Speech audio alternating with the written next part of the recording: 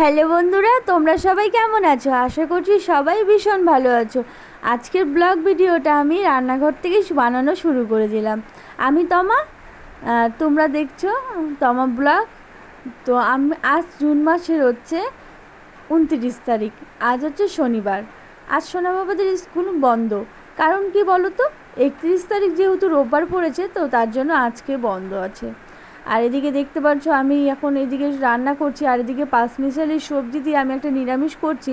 আর এদিকে কাঁকড়া আজকে শুধু মশলা দিয়ে করবো। আর কী কী বাটা মশলা দিয়েছি চলো আমি তোমাদের বলছি। এখানে আছে জিরে, আছে পেঁয়াজ, আছে রসুন, আছে আর কাঁচা লঙ্কা, আর 4টে শুকনো লঙ্কা দিয়েছি। তো এগুলোকে পেস্ট করে আমি জিরে ফোড়ন দিয়ে পেঁয়াজ ফোড়ন দিয়ে মশলাটাকে ভালো করে কষিয়ে, এবার কাঁকড়াটাও আমি দিয়ে একটু ভালো করে কষিয়ে নিলাম। কষিয়ে নাড়াচাড়া দিয়ে পরিমাণ মতো জল দিই। এবার যখন গ্রেভিটা একটু গাঢ় গাঢ় টাইপের হবে, তখন গরম মশলা গুঁড়ো দিয়ে আমি নামিয়ে নেব। তো খেতে ভীষণ ভালো হয়েছিল। মানে রাতে যে আলু দিয়ে করেছিলাম ওটাও হয়েছিল ভালো। তো আলুটার কারণে একটু মানে কি বলবো, গ্রেভিটা মানে একটু থকথক ব্যাপার হয়ে গেছিলো, কিন্তু এটা দারুণ হয়েছিল খেতে। রাতেরটাও হয়েছিল, তবে রাতেরটার থেকে এটা বেশি ভালো হয়েছে। তো রাতে তো বড়া দিয়েছিল মা। আর এখানে দেখতে পাচ্ছ, এই দেখো আমার কাঁকড়ার তরকারি রেডি।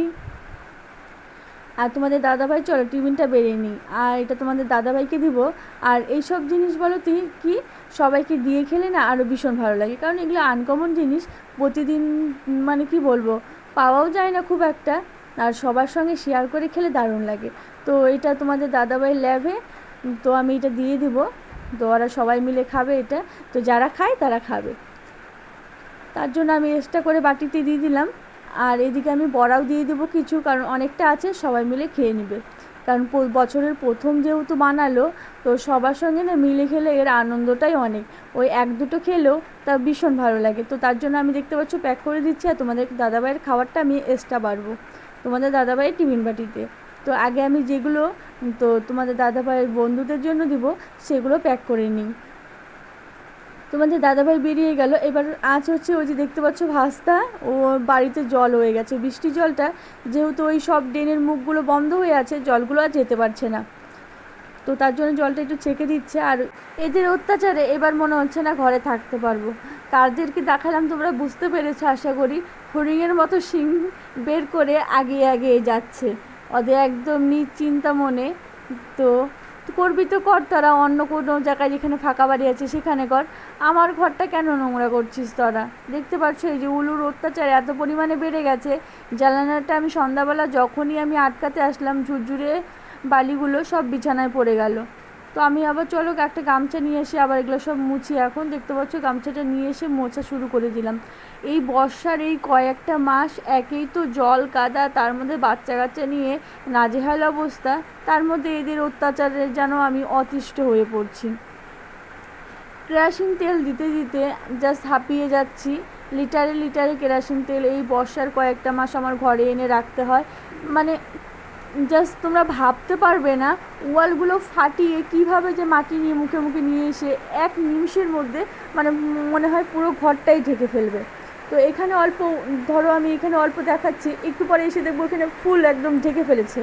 তো এরকমই দেখো আজকে আবার দেখছি এখান থেকে দু জায়গার থেকে মাটি ওঠানো শুরু হয়ে গেছে। তো একবার তো উঠালাম, এখন পর্যন্ত কেরোসিন তেল আনা হয়নি। ওই পেট্রোলগুলো যেগুলো থাকে না, পুরো পেট্রোলগুলো, তো সেগুলোই আমি সিরিঞ্জ দিয়ে তো ওগুলোকে দিলাম। তো ওগুলো দিলে কী হয় বলো তো, ওই 2-1 ঘন্টার মতো উঠাই না, তারপরে আবার যেমন তেমনই ঠিক।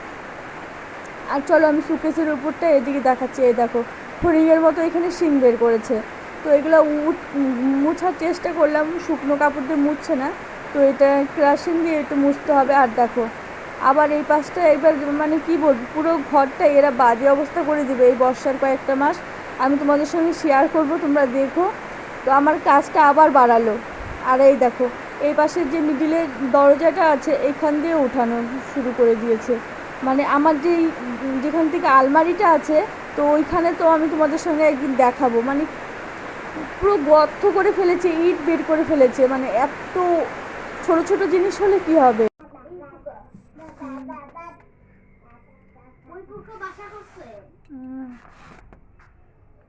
দেখ না পোকা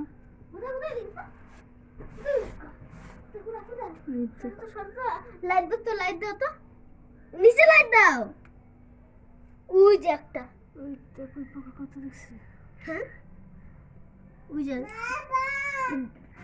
1 2 3 4টা আছে। আমার 4টা পোকা।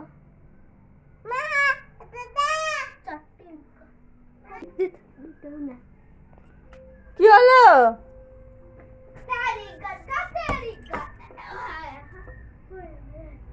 আচ্ছা, বাইরে বৃষ্টি শুরু হয়ে গেছে। এই প্রতিদিন এই টাইমেই বৃষ্টি হয়। তো বাইরে বৃষ্টি হচ্ছে, তোমাদের দাদাভাই কিন্তু স্নান করছে। আর ব্যাঙের ডাক তোমরা আশা করি শুনতেই পাচ্ছ। ব্যাঙ দেখতে ভীষণ আনন্দ। আর এখানে তোমাদের দাদাভাই আজকেও আম নিয়ে এসেছে। আর এখানে কিছু প্যান্ট সেলাই করতে দিয়েছিল, তো সেটাকেও নিয়ে এসছে। মাছ এনেছে। আর রাতে আমি আজকে রান্না করলাম, মাছের তেলটা পেঁয়াজ দিয়ে ভাজলাম, আর তোমার হচ্ছে ডাল সিদ্ধ দিয়েছি আর মাছ ভাজা।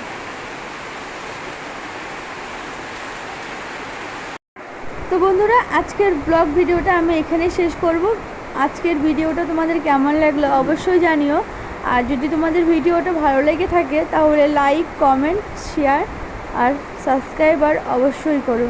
By, good night. দেখা হচ্ছে আবার আগামী দিন। সবাই ভালো থেকো, সুস্থ থেকো।